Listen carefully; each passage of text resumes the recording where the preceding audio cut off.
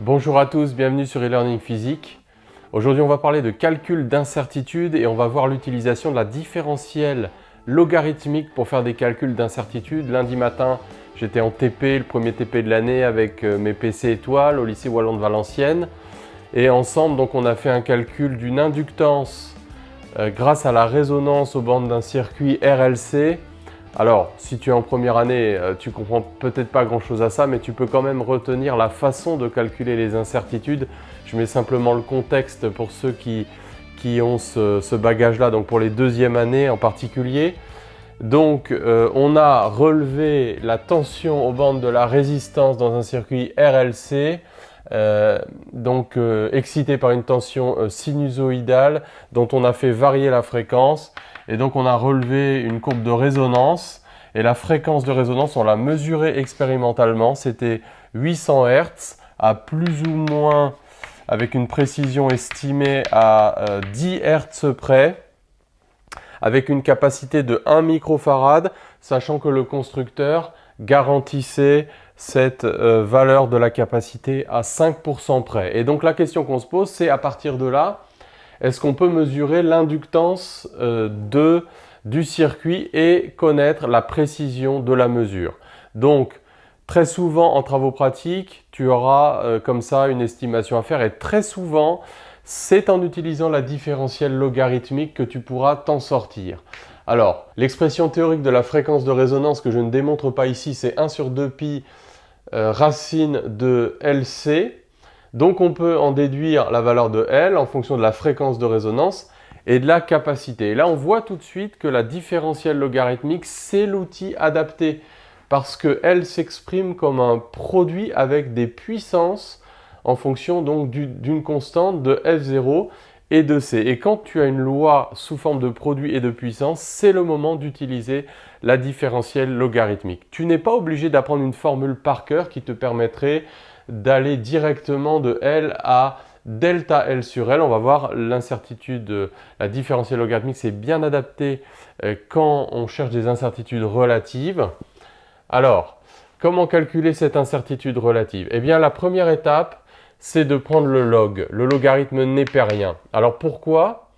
Eh bien, parce que le logarithme népérien va transformer les produits en somme ou les quotients en différence et il va faire sortir les puissances également. Donc ça va faire moins 2 log de F0 moins log de C. Donc ça, c'est l'intérêt de prendre le log. Séparer les produits en puissance. Voilà pourquoi si tu n'as pas que des produits ou des lois de puissance, ça ne marche pas bien.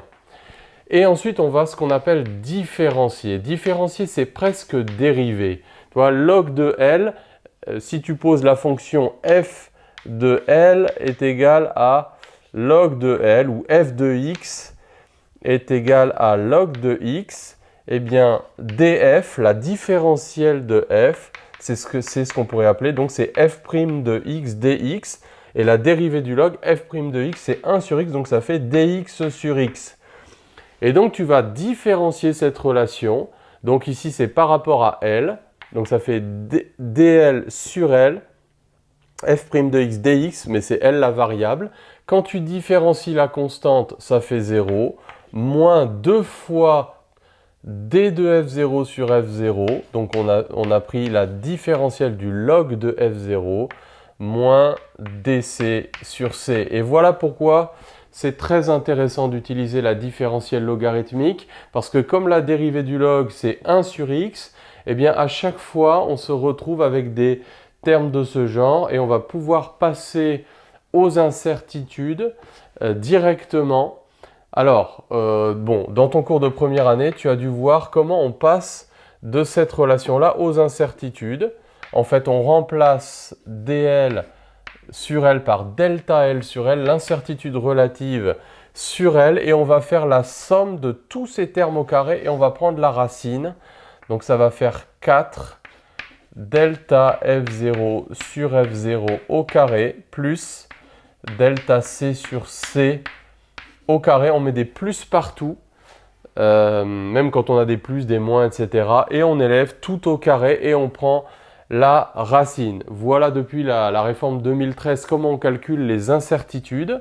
Alors si tu as des vieux bouquins qui traînent chez toi ou à ton CDI, à ta bibliothèque universitaire, tu verras parfois que voilà, il y a quelques années, en fait, ce qu'on faisait, c'était qu'on prenait simplement tout en valeur absolue, ce qui donnait un résultat souvent donc plus grand comme incertitude que cette nouvelle manière de la calculer. Alors, bon, comme j'aime dire en rigolant, voilà, la physique est devenue plus précise depuis 2013.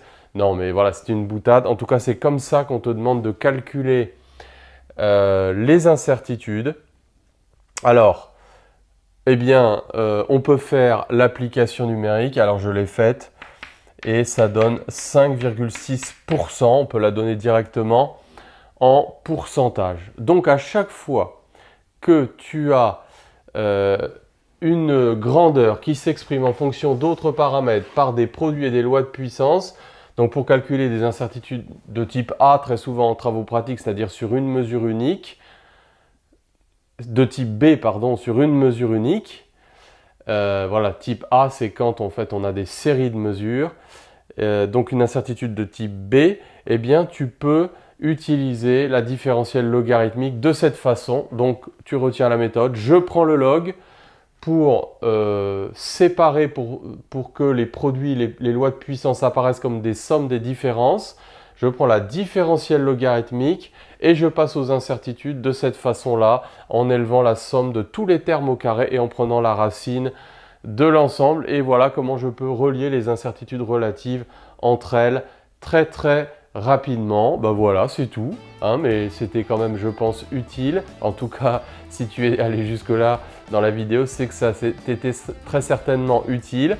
Alors, petit bonus, allez, petit bonus, on peut calculer L également par le calcul du facteur de qualité. Alors, petit rappel pour les deuxièmes années, donc ici, en fait, le gain maximum vaut 1. Les deux fréquences de coupure vont être limitées par 1 sur racine de 2, Gmax sur racine de 2. On peut mesurer expérimentalement FC1, FC2, calculer le facteur de qualité, donc comme étant, alors tu sais que delta FC sur F0, ça c'est 1 sur Q, donc on a Q qui vaut F0 sur delta FC, donc on peut faire une mesure expérimentale du facteur de qualité, et on aura Q égale 1 sur R racine de L sur C.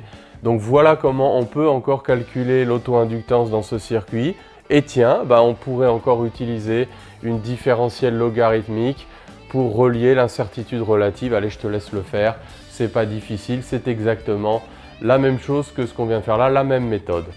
Voilà, et bien on se retrouve dans la prochaine vidéo. À bientôt.